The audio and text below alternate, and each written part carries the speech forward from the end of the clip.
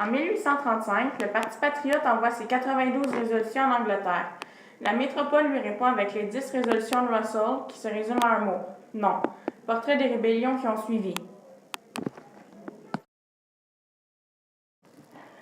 Tout d'abord, avant de se plonger dans le passé, voyons un peu à quoi ressemble le patriotisme des dernières années.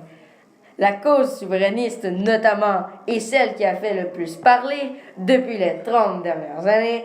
Récemment, les manifestations et grèves étudiantes ont aussi été des bons exemples de patriotisme d'aujourd'hui. En 1791, l'Angleterre donne à sa colonie une troisième constitution, l'acte constitutionnel. Ce document sert à modifier les lois pour répondre aux demandes des loyalistes arrivés des États-Unis d'Amérique suite à leur indépendance. Les principaux changements apportés par cette constitution sont l'instauration de la Chambre d'Assemblée et la division du territoire des partis, le Haut-Canada, l'Ontario actuel, et le Bas-Canada, le Québec. Le semblant de démocratie plut aux habitants pour un certain temps, mais en 1835, les habitants ayant remarqué que les lois proposées par leurs représentants n'étaient jamais acceptées par le gouverneur et son conseil législatif qu'il avait lui-même nommé, le Parti patriote de Louis-Joseph Papineau envoya ses 92 résolutions à l'Angleterre, demandant entre autres un gouvernement responsable. Par les 10 résolutions de Russell, l'Angleterre refuse.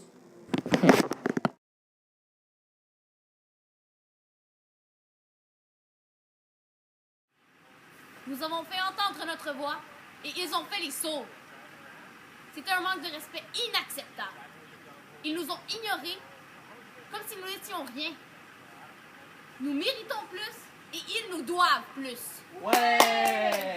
Ils veulent qu'on se taise? Nous allons crier encore plus fort. L'Angleterre ne nous écrasera pas. Nous n'avons pas besoin d'eux. Le Bas-Canada peut très bien être heureux sans la couronne. Nous n'en serons que moins exploités. Ouais! Pour nous et pour notre avenir, nous devons réagir lorsque quelque chose nous révolte. Ensemble, nous allons bâtir une patrie, à notre image.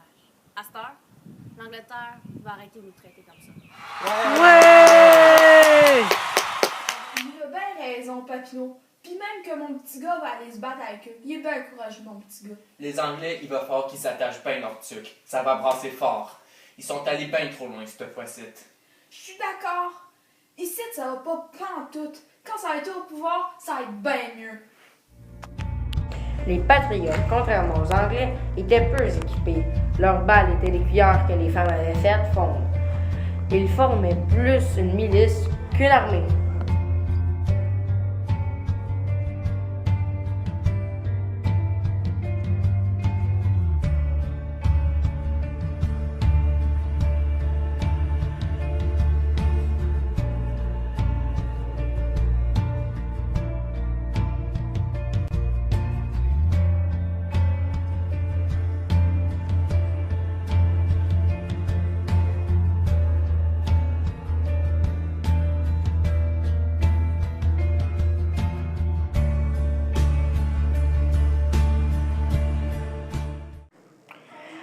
À la mi-novembre 1837, les autorités britanniques ordonnèrent l'arrestation des patriotes ainsi que de leur chef. Donc, le 23 novembre, 300 soldats britanniques reçurent l'ordre d'attaquer les 200 patriotes qui étaient situés dans le village de Saint-Denis. Ce sera une défaite pour les Britanniques, mais les patriotes n'auront pas eu le temps de savourer leur victoire, puisque les soldats britanniques attaqueront 2 jours plus tard, soit le 25 novembre, le village de Saint-Charles. Les Anglais enverront 425 soldats combattre les quelques 250 patriotes. Malheureusement, la bataille se finira par un bain de sang. Avec la mort d'environ 56 patriotes et de 3 Anglais, après cette cuisante défaite, les principaux chefs patriotes, dont Louis-Joseph Papineau, s'exilèrent aux États-Unis. Par la suite, le 14 décembre, environ 1200 Britanniques se dirigèrent vers le village de Saint-Eustache, afin d'en chasser les patriotes.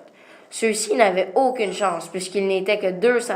Finalement, la bataille se termina avec une victoire des Britanniques. Ce sera la dernière bataille.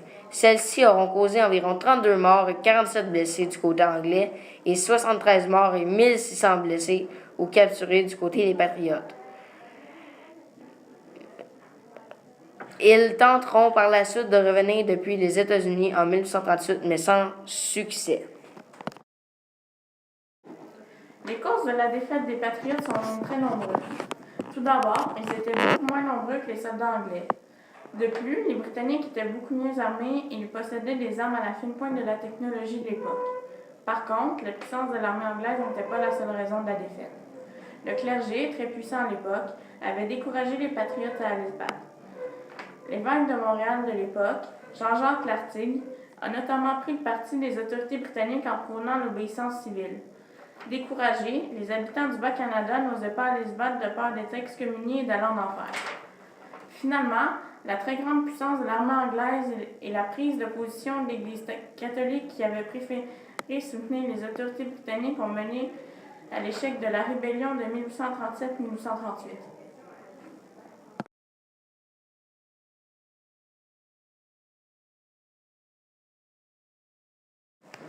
En 1839, 58 patriotes furent condamnés à être exilés en Australie. Par contre, ceux-ci eurent de la chance comparé aux 12 autres qui furent condamnés à la pendaison.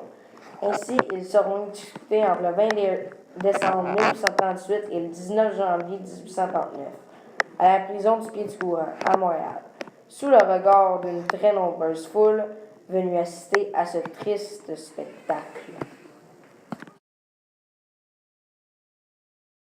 Ah, mais quel étrange peuple, ces Canadiens français. Ils manquent clairement d'éducation et ils n'ont aucune histoire. Je crois que la meilleure solution serait de les assimiler en unissant le Haut et le Bas-Canada. En même temps, la dette du Haut-Canada serait ainsi réduite. De plus, je vais proposer à Sa Majesté la Reine Victoria de donner à ces Canadiens un gouvernement responsable. Ainsi, ils ne risqueront plus de se rebeller contre le glorieux Empire britannique.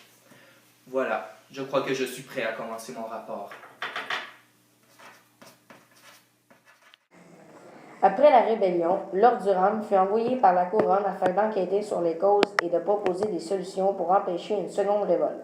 Suite à son rapport, il proposa d'unifier le Haut et le Bas-Canada, d'assimiler les Canadiens français et de donner aux Canadiens un gouvernement responsable, donc plus démocratique. L'Angleterre accepta les deux premières propositions, mais pas la troisième. Ainsi, en 1840, l'acte d'union unifia les deux Canada, mais le gouvernement ne changea pas. Le gouverneur possédait toujours son droit de veto et les conseils législatifs et exécutifs n'étaient toujours pas élus. Heureusement, un gouvernement responsable fut donné en 1848. Désormais, le conseil exécutif est constitué par des députés élus qui auront le rôle d'être ministres. L'on peut donc dire que la rébellion des Patriotes a mené à la démocratie du Canada. Dans cette vidéo, vous avez eu la chance de voir un très bon exemple de patriotisme. Mais seriez-vous capable de définir qu'est-ce que le patriotisme? En fait, le patriotisme est le dévouement d'une personne envers son pays, donc sa patrie. Ces personnes ont à cœur leur nation. Les Patriotes en étaient un très bon exemple puisqu'ils combattaient pour leur patrie, soit le Bas-Canada. Ils voulaient être dirigés par eux-mêmes et non pas par un roi ou une reine qui vivait à l'autre bout de l'océan. De plus, ils en avaient assez de la corruption et du favoritisme qu'il y avait à l'époque. Ils voulaient avoir un vrai gouvernement qui protégerait leurs idées et leur culture. Même si les patriotes ont perdu, ils ont laissé une marque dans la société québécoise qui, encore aujourd'hui, influence certaines personnes. Le patriotisme n'existe pas seulement au Québec, mais partout dans le monde. Un peuple qui tente d'obtenir son indépendance ou tout simplement une personne qui aime sa nation sont des patriotes. C'est pourquoi nous sommes tous des patriotes.